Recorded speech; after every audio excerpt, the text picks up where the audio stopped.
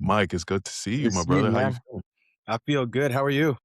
I'm good, man. It's 4 degrees in New York today. It's insane, man. Yeah. I don't know how we are gonna survive. There's ice on the ground from last weekend's snowstorm. Uh-huh. It's ice, it's not even snow. It's probably like 8 inches on the ground. Wow. And then we're getting another storm this coming weekend. So there's no rest for the weary, my brother. Wow. I was gonna It's try to go painful. out next week to the conference. I'm not gonna be able to make it, but it's probably gonna be freezing, I would imagine. Oh, yeah, it's gonna be bad, but, that's what they make coats for, so, we'll figure it out. Well, congratulations on your episode with your moms. Oh, thank you, bro. I'm excited that it launched because, I think there's a point of sort of similarity there with respect to your father and how you sat with him in the book and all of that. I wanna get into all of it. How are you, man? How's your week so far, though? Week's been good, you know? We have another men's circle tonight. That's like good. And I've been sober for about a month now, which is Wow. amazing. I'm gonna see how long I could. It's a lifestyle change for sure. And just trying to go into this year more present and centered, and a lot of stuff happening in the world, as you Yeah, know. absolutely. So How long sober? it's been a month. It's been a month, Okay. but I passed a big test, which was a few weeks ago. I went with just five of my cousins, male Yeah. cousins, to Joshua Tree for a weekend. We hadn't done it in years. And as soon as I get dropped off, my wife drops me off at my cousin's house. Of course, there's like go on a and then a fucking shot at tequila. Ah. And it was like, do I start this cleanse after the weekend? Like, what do I do? Yeah, Like, I was dang. So I didn't do it. And then I had purposely bought a 12 pack of non-alcoholic 805s. So wow, drinking the okay. whole weekend with them, like it tastes the same and the camaraderie. And on Sunday, I was like, yo, primos, I didn't drink. And they're like, you're fucking lying, dude. We saw you drinking. And I was like, I didn't drink. They're like, you were drinking Sephora's. We saw you, dick. And I was like, I showed them I have one can left. I was like, no, look. And they were like, what? What about the shots of tequila? I was like, every time you poured me one, I would take it. And I'm like, yo, here. And like I would give it to someone else. And it bugged out because I was like really trying to test out conversations I never had with my cousins. One was about the alcohol, but the other one was about like prostate cancer, testosterone, our relationship with our wives, like, and I was going in, and a lot of that I contribute to obviously the past year touring and the book, but I was very clear, like I was very present, and I smoked some weed and stuff, but I wasn't like crazy, and I realized that the weekend was pretty mellow, and I started reflecting like I didn't drink that much, but when I did, I'd always be like, "Yo, Jason," I'd always make sure you had something in your hand, like, Right. you know what I mean? Or like, "Hey, you have a shot with me." And so I was the instigator. I would make the party live. Not that it wasn't live, but it was a different get down. So yeah, man, it was good. Yeah, man. Well, listen, man, I'm proud of you. I don't know if there's an intention behind it, but the fact that you've committed to this and that you put yourself in an uncomfortable situation, right, where the pressure's on, Yeah. and you saw yourself through, I think that's pretty dope, man. So kudos to you. Yeah. Thank you. Thank you. But man, it's so good to see you, bro. I know that we have been in each other's orbits for a while. Met, when was that? It was probably late fall or early fall, 2025 at the Marketing to Men Summit. But I feel like we had known each other for way beyond that. Yeah. And I think that to me is one sign that, there's a brotherhood there. Yeah. There's a connection there. I always say good people gravitate to good people. Not only was the energy right, but then of course you were there in the same capacity that I was there, right? Which is to talk about our work, our passion for men's work and healing and mental health. I was like, man, we have to do some work together. So I'm glad that we made this happen. I know that you have a podcast that we're going to get into, but I'm grateful that we've been able to do this, man. And so I just want to start by really just where are you? How do you feel in this moment right now? How are you feeling today, Mike? Yeah, well, before I jump in, Jason, I just want to say humbly, thank you for the honor of being on this podcast, but also, like you mentioned, I felt a kindred connection to you when we first met. I was reviewing like who was going to be participating, and you were at the top of the list. Like, man, I hope that I can meet him and have some quality time. And so, I want to first just start by thanking you for your work, thanking your family, your mother, the first guest, but your ancestors as well, who continue to guide you and bless you. And so I just want you to know from the bottom of my heart how much I appreciate you as a person and your family. So thank you for allowing me to be on Oh here. man, thank you. If my mom was listening in, she'd be crying right now. So thank you for that. How I feel right now, we're living in a unprecedented times. Our work is around like manhood, obviously. And I'm someone that's been raised by incredible elders and mentors, specifically indigenous and African elders who have always poured into me this idea that we live in a spiral, like things happen in cycles. And we're unfortunately or fortunately living in a time of massive disruption and transformation. And in the midst of the pain and the trauma, I'm finding radical hope in folks like yourself in conversations like this, because I do think there's an awakening, whether it's a spiritual or political awakening around how these ideas and these systems that we have been like thrown upon us have never really worked for folks of color, but are starting to really unmask themselves. So there's an unveiling happening, and I'm I'm excited that we're alive in this moment. Because we're ushering in and birthing something that's going to be different and hopefully better for our families. So I'm um I'm stressed and hopeful. No, I hear you. I hear you. And I love that you started by saying that because I often say this as well. And that is that men's work is bigger than just creating spaces for men to thrive, right? Or to explore our emotions or to be vulnerable or find community with one another. I think men's work is existential. It is very much about saving democracy. It is very much about saving the planet. Mhm, Because when you think about where we are right now, as a society, a lot of the ills that we're fighting against, whether it's fascism or toxic masculinity or the planet being on fire, is in large part due to men, particularly, older white men who are holding on to and clinging on to power mhm, and creating scarcity in a naturally abundant world, right? We live in a world that's naturally life-giving. mhm. So how is it that we don't have enough water Right. for people in Flint? How is it that we don't have enough food for people in the United States, but just in the globe, like globally? Mhm. And that's because we're creating a lot of scarcity by way of sort of power dynamics and, you know, aggregation and accumulation of wealth and all of these other elements. So I'm glad that you said that because I think we share the same philosophy on that. Yeah, no. And I don't say this as much, but the work that I do or we do is, I mean, our mere presence is political. And I was raised by a father that was very instrumental in the Chicano movement. And he was always reminding me that, for example, these systems or these ideologies of like sexism and racism, for example, The isms. the isms, they're rooted in male domination and control and power. That's how it starts.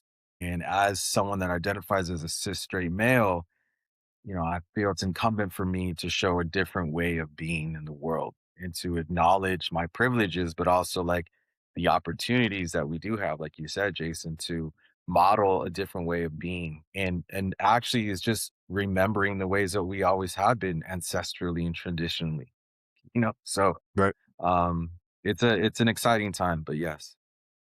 Yeah, absolutely. So I want to get into, we're talking about podcasts. We're on a podcast right now.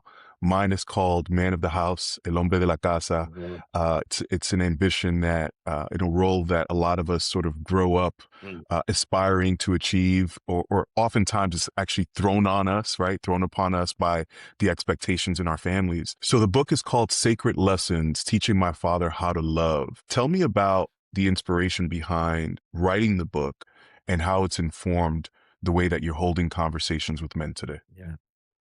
It's very parallel, complementary to man of the house. And I started this journey 10 years ago. My father unexpectedly passed away. He went in for a back surgery, so it wasn't, like a life threatening, or at least on the surface, it didn't seem like that. Um, when he died, I had to become 10 times the man of the house.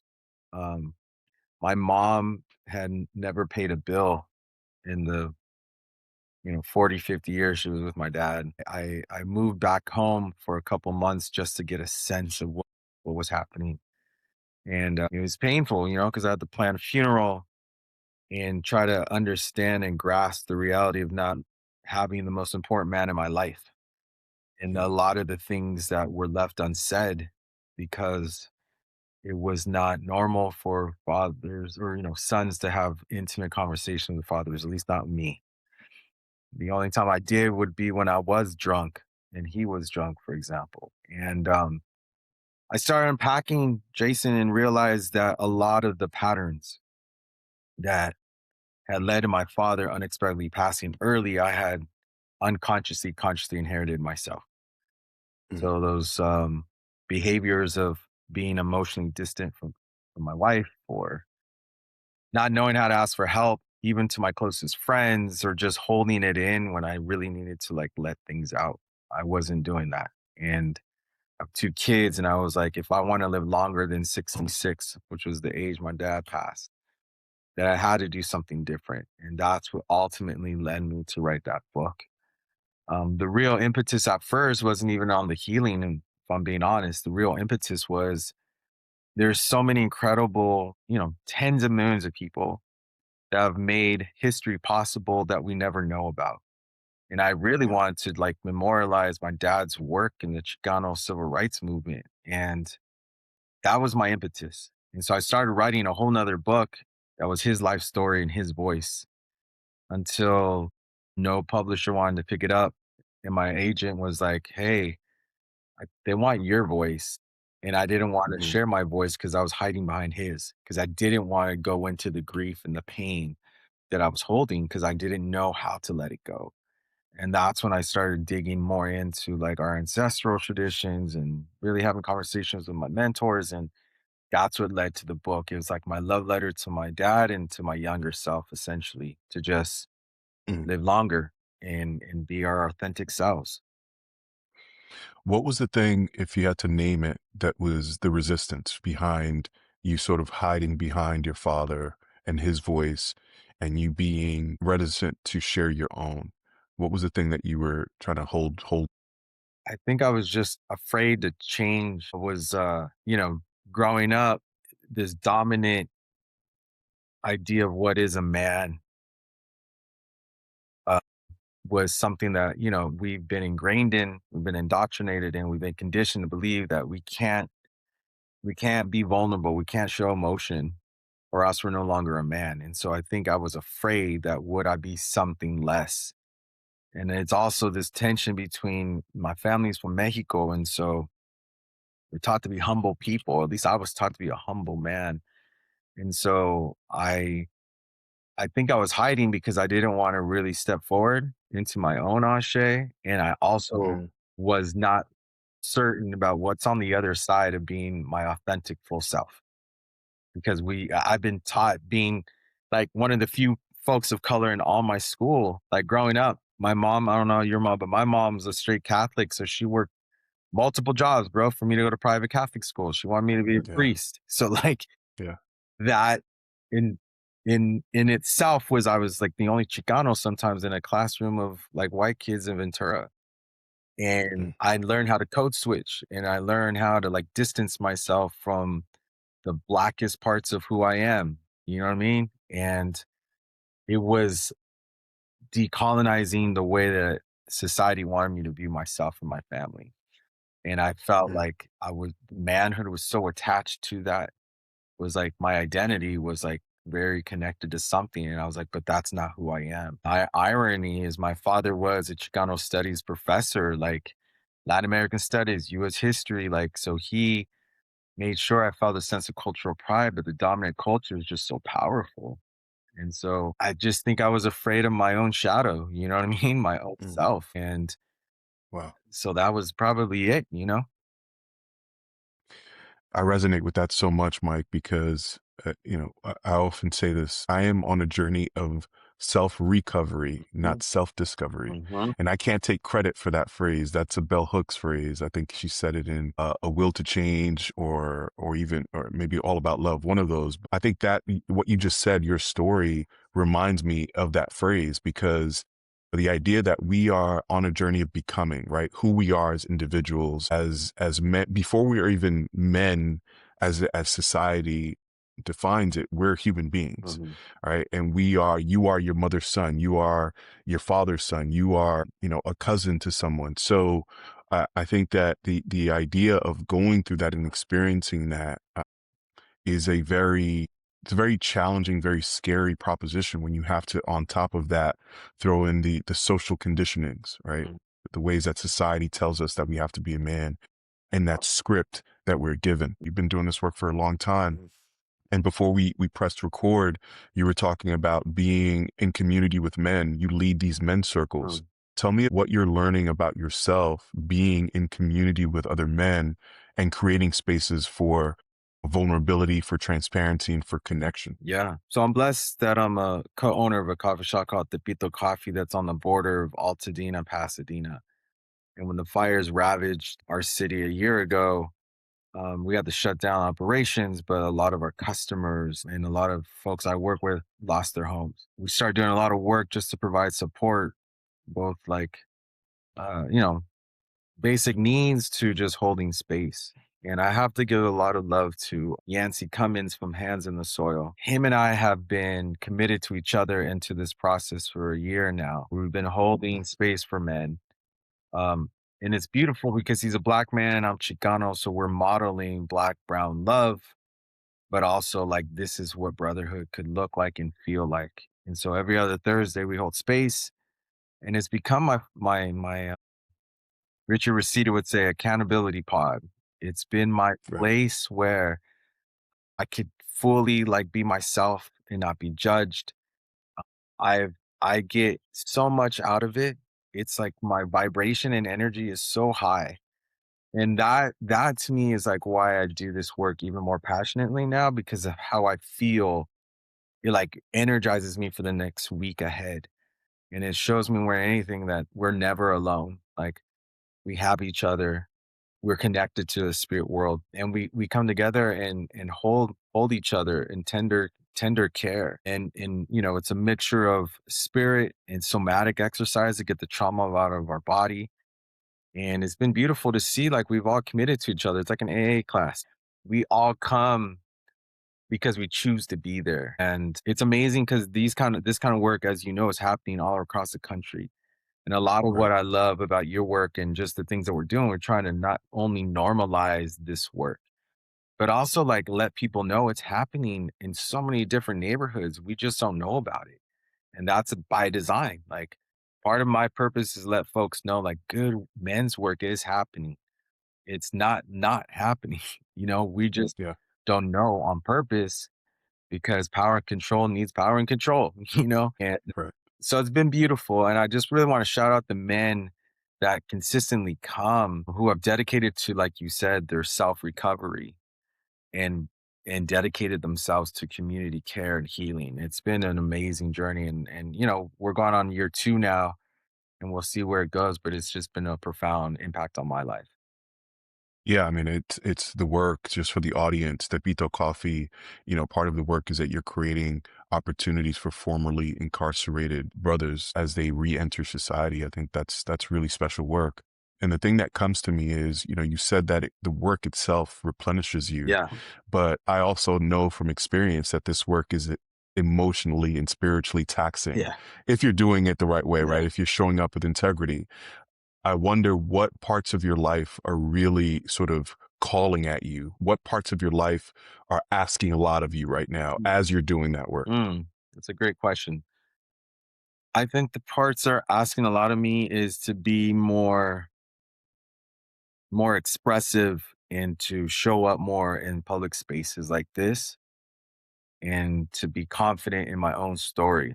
Um, Mm, I think that's what's really been resonating. And what I've been realizing a lot is in these spaces is we convolute routine with ritual. Routine, like I know every other Thursday where I'm going for the men's circle, for example, right? That's my yeah. routine. I get up, I work Mm, out, what have you.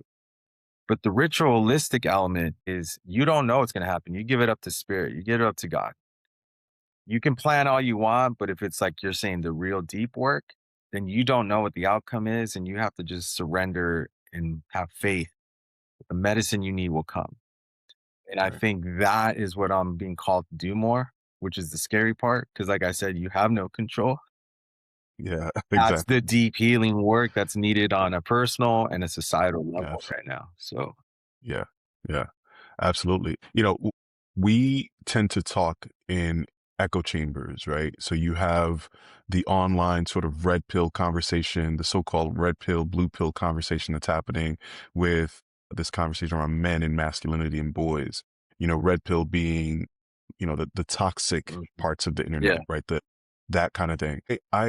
I'm just curious about this because I was having this conversation recently with someone who's also in this space Mm, that we tend to talk to each other in echo chambers as well. Those of us that are in this work, mhm, and I find that while that's great, it feels like you see me, I see you, and there's community in that. mhm. But the impact in that space is marginal. Like I'm not going to change you too Yeah. much because you're already on this wavelength. Yeah. So the real challenge is how do we get those brothers that are on the margins that are not thinking about this stuff Mm, into this conversation by whatever means necessary. Like not everyone's ready to go to a 3-day silent right. retreat, but is there a way to engage these men in a way that feels natural to them Mm, and then sort of expand from there? How do you see that in your work? Because I find that that's the real key that unlocks impact at scale, the type of impact that you and I want to make. yeah. I think that is the exact, how do I phrase this? That's the work. That's the real work. That's the work that gets me most excited. I was born in Oxnard. I grew up in Ventura. And I say that with pride because I grew up around misfits, man. I Yeah. gravitated towards skateboarding and punk music and surfing and gangsters and just like this is the essence of who I am. And so what fuels me is being proximate to those who society wants to run away from. And all it is really is just being proximate and present. And a beautiful story was last week. There's someone that works at our coffee shop, formerly incarcerated. This is way not in his sphere of, I'm going to wake up and go to a men's circle. But I was slowly working on it. I'm like, hey, man, you should come to this gathering we have. And he came last week. And I saw him yesterday, as a matter of fact. And he's like, hey, man, can I talk to you? And I was like, yeah, what's up? And he's Yeah. like, I just want you to know, like that thing I went to last week, it made me think a lot and I feel really good. And I was like, boom. And then we're having this conversation with someone else who would probably never really consider. Right. And so potentially then two other men are going to come that are connected to a family, connected to a community. And so it spirals. But I think the gifts that we have, you and I in particular, the ashe that we carry is we can go into certain spaces that others may not feel comfortable going into. And Right. I'm in the service of calling in rather than calling out men right now, wherever they are in those Absolutely. those Reddit rooms or chat rooms or whatever, because I Yeah. know at the end of the day, it's the pain that's manifesting. It's the child in all of us that's hurting. And I just want to create the space where they can know, like, you can empty that container out here and you'll be fine. So, Absolutely. uh, When you think about younger Mike, the person that was just kind of finding himself, yeah. making a lot of mistakes, maybe learning how to be a man through trial and error. And I know you had your father Mm, in your life, but I'm sure that there were many instances in which you had to learn on your own. yeah. What still feels true about you when you think about your younger self? Mm, And what have you had to let go in order to become the person that you are today? mm. I think the thing that's still the two things that resonate, at least that came up immediately when you asked the question, was my wild sense of curiosity is still present. my childlike curiosity. I'm always very curious, and so I genuinely want to know the origin stories of anyone I'm interacting with. Like, which leads to what's still true is I take immense joy in bringing people together and being a bridge builder and bringing folks that may come from different backgrounds or experiences or even identities and showing that we're sharing a similar heartbeat. And so my bridge building and curiosity still exists. And, I'm still this punk little kid. I always say that I'm a kid, and I never Yeah. want to lose that because I think that allows me to see things that sometimes life doesn't want us or forces us to forget. Essentially, the goodness in people, and I don't want to lose that. Ever want to lose that? So that's still around. Yeah. Do you cry? Yeah, that's been like the sacred lessons journey. I always Mm, share that when you first get your book, there's a box that they send you at home. And yeah. it's the typical author thing. You're supposed to open it on camera, put it on social. Look, here it is. And I'll never forget my wife wanted me to rehearse like what I was going to say. And I was like, no, I'm not going to do that. I just want to go raw. Let's just see. She's like, no, please just rehearse. And she did it because she knew I would start to cry. But if you watch that video, I start to and I stop myself. Mm. And now, The practice video or the no, the actual actual video? thing, when I actually did it, Okay. Okay. she had me rehearse it because she knew I was gonna break. Yeah. And then you watch me, I open it, I do break, but I don't go all the way. And Mm, that was right before I went on tour. And now I have gotten more comfortable being able to cry when I need to cry because I mm, want to model for other men. Like, it's not only natural, but this is essential. My yeah. dad died early because probably the only time he could cry is when he was taking a shower because his water would hide his tears. And that's most men. That's powerful. So, Yeah. it's scientifically, physiologically proven that when we cry, that's the purpose of even these ducts in our eyes. Like, that's the releasing of the tension, releasing of the stress. And on an Yeah. indigenous standpoint, you think about it, the men that were in the front lines of battle, they would do a war cry. It was even called a war cry. And so back to your remembrance and recovery of who we are, like that's like the strongest how do I phrase this? When I see a man cry, that's an indication to me of the the strongest man that I have met. Because it takes so much more strength in this society to cry publicly than it does to not. Yeah. And I can honestly say now, bro, like in the past year, yes. If you would have asked me a Yeah. year ago, I would have said, nah, bro, never. When you caught yourself, you were going to start to cry. What was the thing that held you back? Like, what was the thing that you were like, nope, hold it together, Mike? It was just the fear of not being whatever a man's supposed to be. Yeah. Yeah, of at that moment still believing the lie that crying is vulnerable and vulnerability is not strength. Having Hmm. to rewrite that script that actually vulnerability is strength, crying is strength, showing emotional expression is strength. And it's been an interesting my relation with my son. I have a son, he's 12, and his ability to be emotionally expressive is so different. I would have never done some of that stuff. And sometimes I have to catch myself because growing up, the saying was don't cry, no, no lloras. Put dirt on it, keep going. And I had to reprogram myself and know that my son is him, he's not me. But they say that children come into our lives because they know what buttons to press.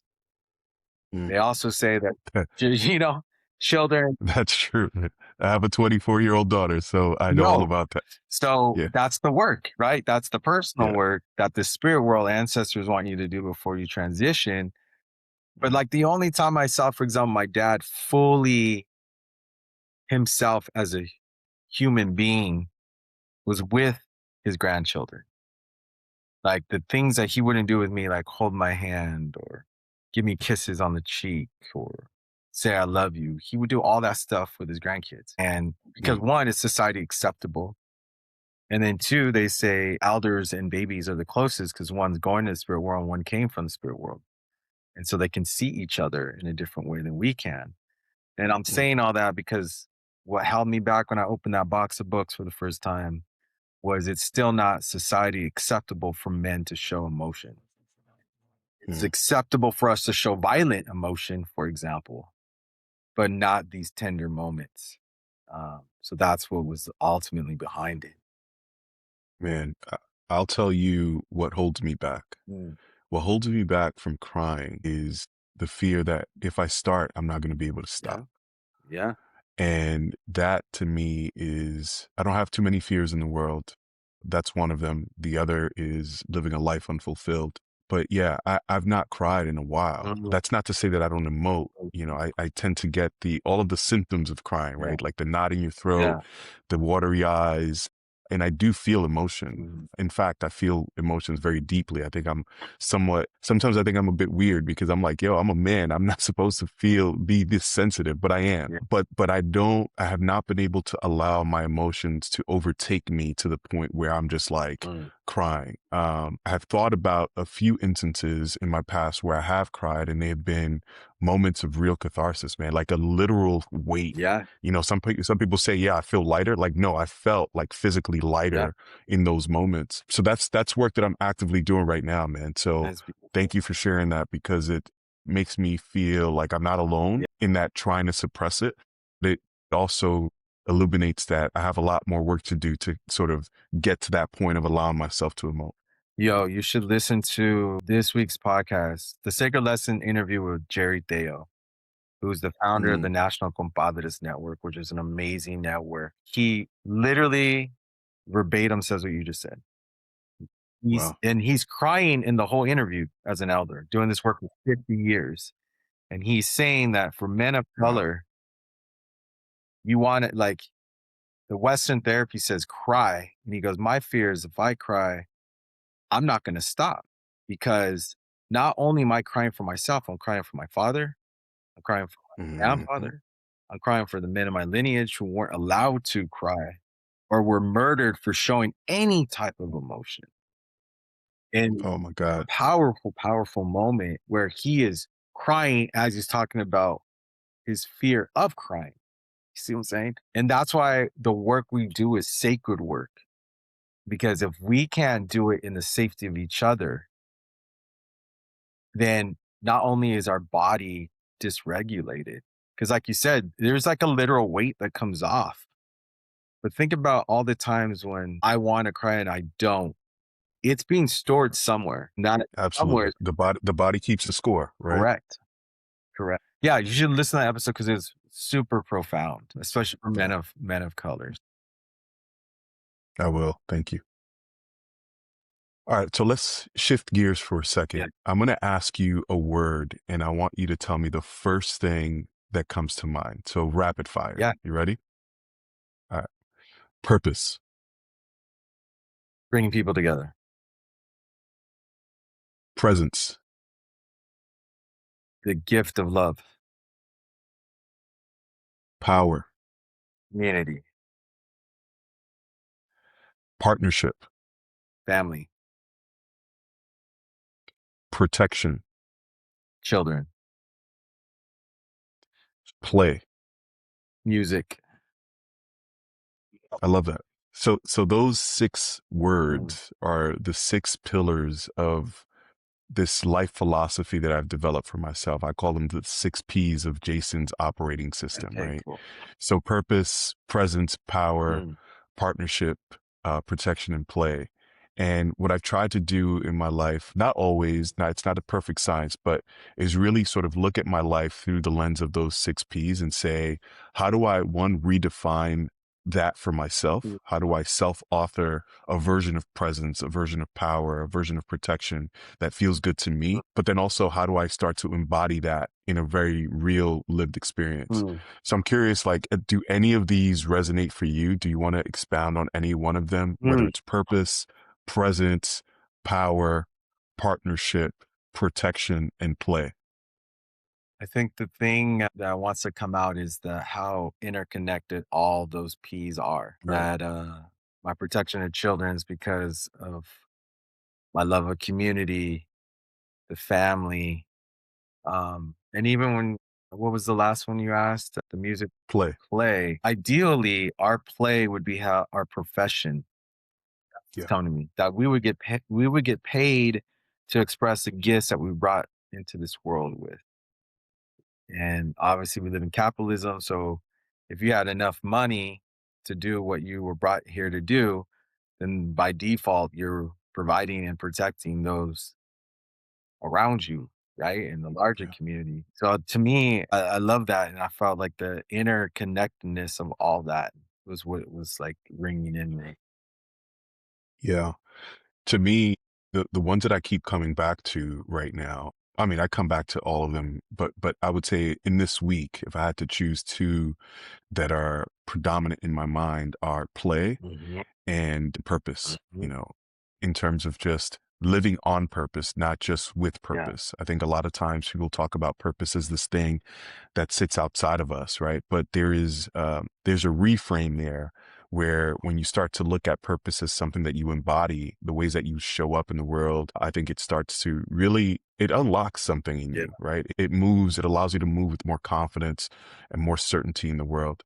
And then play is something that for someone like me who is the oldest son, uh, oldest everything in my family, I've got siblings that I've had to sort of helped raise. There was a big age gap in between Mm, us. I feel like I've had to grow up so quickly in my life that a lot of my sense of play, my sense of, joy or childlikeness, if mm, you will, I've kind of had to suppress.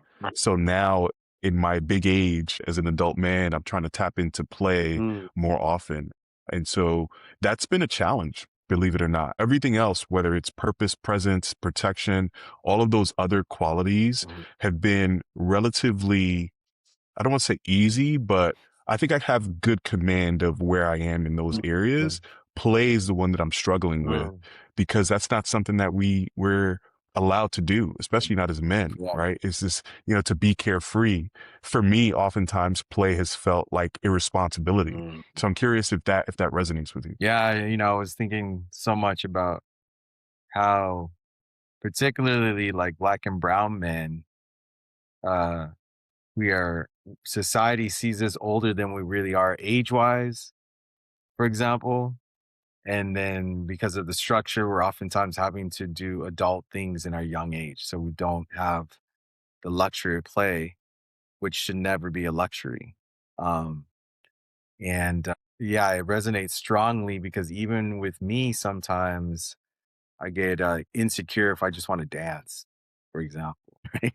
Like you just Yeah. play, and a lot of it is just like not giving a care what the outside world thinks as long as you feel whole and just like releasing that. So yeah, that resonates really strongly because, like I said in the beginning, I'm still a kid, man. I'm still that kid from Ventura that got to go surfing for the first time, and my whole life changed. Like wow, like you're Yeah. connected to something bigger than this body right here. Yeah, for sure, for sure. So I want to dig a little bit deeper now. So Yeah. we've talked about the work, we've talked about sort of your journey and how you're connected to it, how you're in the work, Yeah. not just observing it from afar. I want to go back to something that you said in one of your podcast Yeah. episodes that true strength begins with Mm, vulnerability and with conviction. mhm. Tell me what you meant by that. Yeah, what I meant was that this process of remembering and recovering who I am, like you said, to do that takes a form of vulnerability that we're often taught to run away from. Mhm. And the biggest breakthroughs I've had was when I was vulnerable enough to say my truth to myself or to those that I love. The biggest growth I had when I was vulnerable enough to admit that I don't know what I don't know, and to just ask for help. Um, Mm. been such a just it's crazy, like 3 simple words, "I love you," and "I need help." Those 3 And words, I am sorry. and "I'm And I sorry." am sorry. Bro, Yeah. and "I am sorry." Those 3 words, if I can embrace those without shame or judgment or fear of the answer, that that kind of vulnerability is so powerful. Like, that's real Hmm. power. That's one of your P's. That's like that's it. And That's right. it's been, it's been an unfolding journey that I'm still on to feel confidence in not knowing, and letting Hmm. go, but being courageous enough to say, "I'm sorry, I need help, and I love you." Uh, Yeah. I mean, and speaking of courage, what would you say is the hardest conversation that you've had to have recently? Speaking of vulnerability, whether it's with yourself or with someone else. yeah, I think the hardest conversation that I've had, that I'm still having, is coming to grips with the fact that my mom's getting older. Mm, Coming to the grips that since my dad passed, my mom goes through bouts of depression. I'd say probably even verge of suicide. And seeing her start to lose memory. I haven't got to the point. I've started a conversation of like, hey, we should go together to check our memory. And she gets defensive. Well, you forget things too. And I'm like, I do. But yeah. I think just doing the real hard work of knowing that those that we love will always transition no matter how much we want to keep them. So if I'm being completely honest and vulnerable right now, it's like having the hard conversation with my mom about her health and how that affects us. Yeah. No, I hold space for that. And, knowing that she's your last parent, right? Yeah. That you have left. I mean, it always goes unspoken that part of this journey of becoming a man is also a journey of confronting Yeah. mortality, your own, right? As you get older, as you're not a 25-year-old guy anymore, knowing that you have a lot more behind you than you have in front of you, Mhm. but then also that of your Yeah. parents and how you're having to hold both at the same time while raising kids, while running a business, while continuing to discover yourself, right? Because it's a lifelong journey. I hear you on that, man. And I'm sending you love and I'm sending you light because that is why we do this work is to arm ourselves, with the fortitude to be able to withstand that pain and the uncertainty and the fear that that comes with. Yeah. So I hear you on that. Yeah. I just had a conversation with my mother Mhm. on this podcast, Mhm. where we talked about our journey of essentially raising each other, right? I was reflecting on the conversation. I just posted it.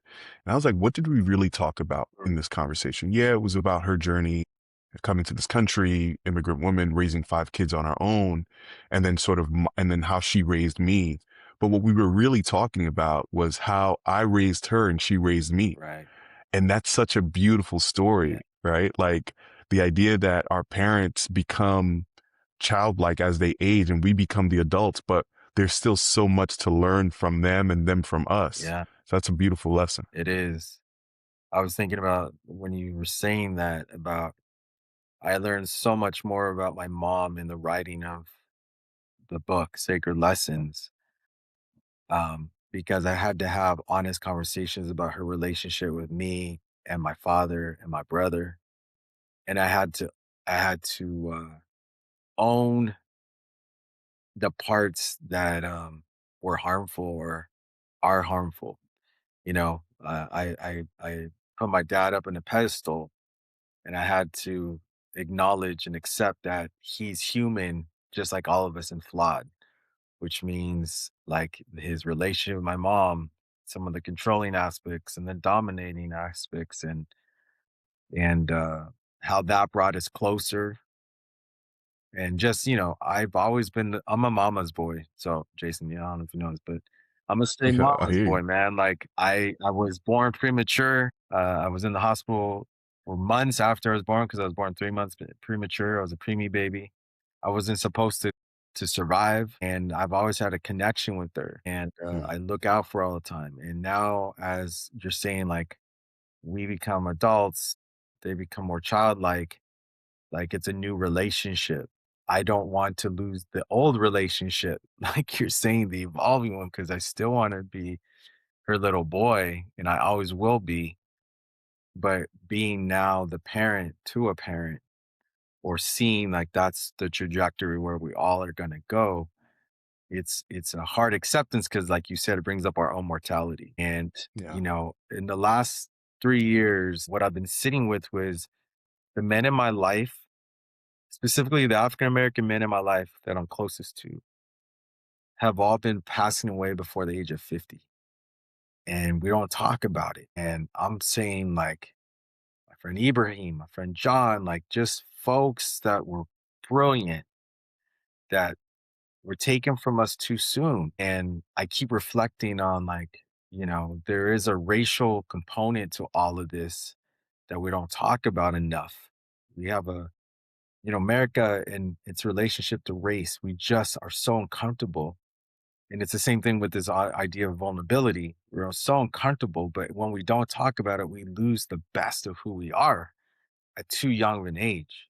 And they leave behind families and children and partners. And um, I think what's really driving me right now is like I'm sitting with so much death around.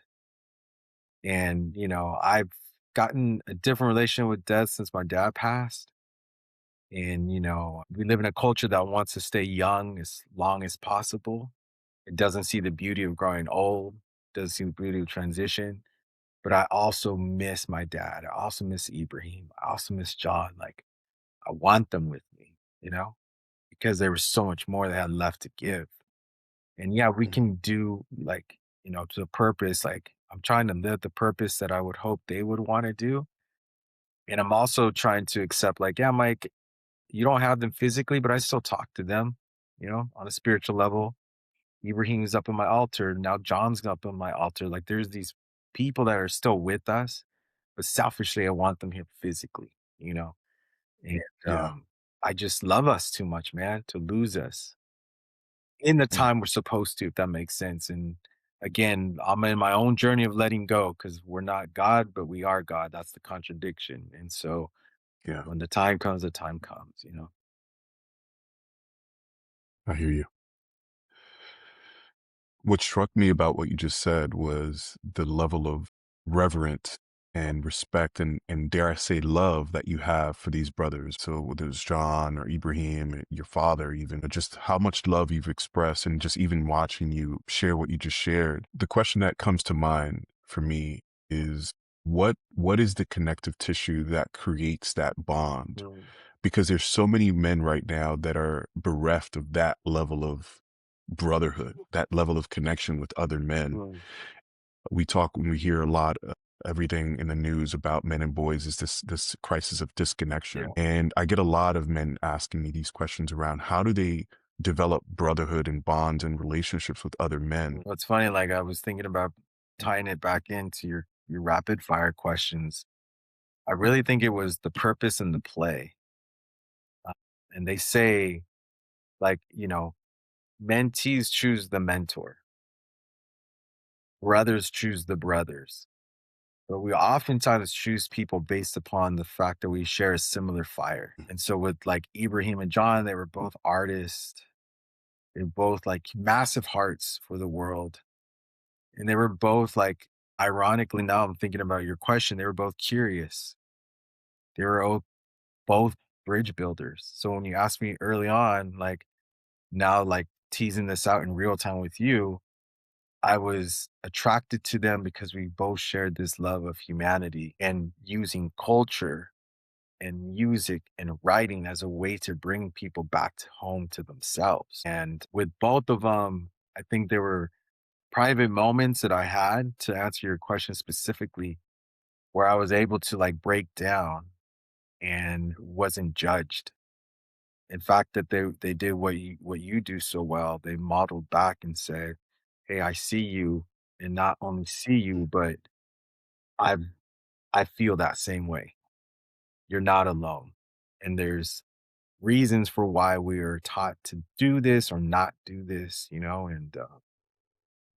And that, I think that was it. And you find The deeper you get from a spiritual perspective, then you see like, dang, like I am Jason and Jason is Mike. Like hard stop. So if anything happens to Jason, then in real time it's happening to me. Whether it's a joyful experience or a traumatic experience, the experience is still my experience. And Mm, I think that's kind of like the unlayering of all this work. Because these are yeah, physical shells of a spiritual. We're spiritual beings. This is just shells. So if spirit is boundless and spirit is all encompassing, then you and I are spirit, bro. We're the sure. family. So yeah, I think Right. with them too in particular, and I'll share this story with Ibrahim. Ibrahim, black Muslim boy from Brooklyn. And the thing that we would love to do is drive around in the rain, listening to the most romantic acoustic love songs. I want to, like, hey, bro, look at this record. Like, nah, I got this record. And then talking about like why that struck such a chord. And it was beautiful because we were sharing that as two men. But I know that our life's work was to make that private moment public. To and maybe that's why there's a whole chapter of him in my book, because I want to share like this is what true brotherhood looks like and get rid of all the isms and the doubts. Like, no, I love Ibrahim. I will always love Ibrahim. I love Ibrahim as much as I love my father. Why? Because they're the best of who I want to be. Mhm. I love that, man. What I'm hearing and it's just sort of crystallizing in my mind what I think is what's the missing piece in that building brotherhood piece is that we're just not used to being in service to one Mhm. another as men, right? Like, we live in this culture of pause, like that's gay, all of these things that prevent and sort of choke off that intimacy. It's being in service to one another with no Correct. expectations that creates that level of connectivity and brotherhood and love. And that's what it sounds like you've created with all your brothers, man. So I'm thankful for that. I'm thankful that we're here and that we're, sort of beginning this brotherhood ourselves through this conversation. So I think it's great that we're here because I want to ask you a two-part Mhm. question as we end this conversation for now. I'm sure there's going to be a part two, but I want to slow it Mhm. down and I want to understand what script have you been given about what it means to be a man and what script are you now rewriting for yourself? Mhm. Yeah, I think the script that I was given, reflecting on and sharing the past year, was that I had to protect, provide for my family at whatever cost to my own well-being and mental health. And that to do that kind of work, I had to be emotionally distant and I couldn't be vulnerable. If I was vulnerable and I was emotionally expressive, then I wouldn't be able to provide and protect my family. And this gets into this whole conversation. I don't use the word like toxic masculinity anymore because I just use masculinity and femininity because we embody all of those energies. And so the script of the past was I had to be one energy, which was dominantly masculine. And now I understand that we embody all the energies, the four energies, the masculine, the feminine, the two spirit, the non binary. We have all of that. If there's a moment when I need to like look up, I will. If there's a moment where I need to be tender, I will. And all of that makes me a person that identifies Right. as a person. And so I'm now feeling more comfortable in that kind of new story, new script in the way that you put it, which is being able to love all aspects of me, whatever they are, and love all aspects of other men and other people the same way. And to not throw my identity on someone else, to not say you have to be this because this is what you're supposed to be. Nah, like, and that comes back to my upbringing in punk music, to be honest. Like, this is the most loving, inclusive, embracive community I've been a part of because you could show up however you wanted to show up and you would be Mm, accepted in that beauty. And no one was like, yo, are you a man? Are you a woman? No, you're just Jason. I Right. love you for being what? Jason. Well, bro, but he's a dude. And my manhood Yeah. is not threatened. That might be your manhood that's threatened, not mine. Yeah. But that's a Right. different journey and a different conversation we should have. Mm, So my new story, my new script is one of just being unapologetically me and unafraid to be me, I guess. mm. Man, Mike, you are on stages, you are performing everywhere. You've written a book, you've launched this amazing new podcast that everyone should check out. It's called Sacred Lessons. It's on iHeart, everywhere you get your podcasts. But what strikes me the most about this conversation, Mike, is that despite your being such a public figure, Mm, there's so much integrity in the ways that you're showing up. That's powerful because it's not about the work that you do publicly. It's about the work that you do privately, right? When the cameras are right. off, when there's no one watching, when you're having to confront the day-to-day choices that make you who you are. Mm, And so the work that you're doing is creating permission for men to be human mhm, and to do that work themselves. So thank you. It takes courage. mm. Gracias, hermano. I thank you for trusting me with this conversation, and I'm excited about your work moving forward. Oh yeah. Well, I can't not underscore enough how excited I am to deepen our relationship, to learn from you, to work alongside you. And also I would be remiss if I didn't give so much love, bro, and praise to my wife and to the women in my life, but my wife in particular. You asked me a question earlier, what was the catalyst? And I always say my father, because that was definitely a moment that thrusted me to the where I am now. But the truth is watching my wife choose to work on her own well-being. If I saw her go to therapy first time, I saw her make the commitment like, I am not well, I need to be better.